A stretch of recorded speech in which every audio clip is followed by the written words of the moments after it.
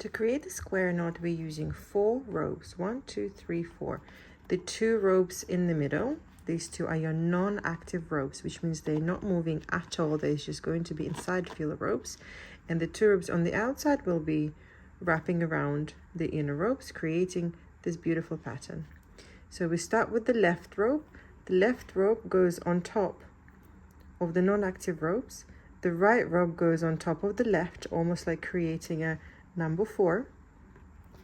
And then it goes behind the non-active ropes here, through the loop and out. And we pull 2 working ropes to the side. We can gently use our middle finger and index finger just to pull these non-active ropes down so they don't start to do this. So pull it up.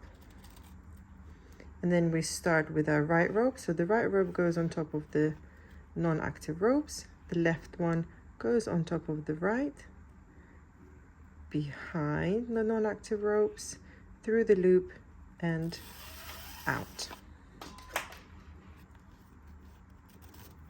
And we pull right next to the other one. Squish it a little bit, make it a little bit tighter. Yeah, and we have a square rope here. See, we have one of these.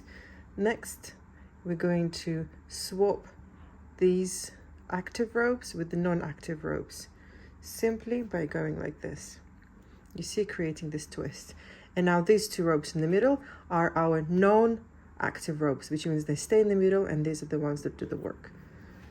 So the left goes on top, the right goes on top, behind the non-active ropes, through the loop and out. And we pull, leaving a distance here. So I would say the distance that we leave is approximately 3 centimeters. And then again, remember to alternate. We start with the right,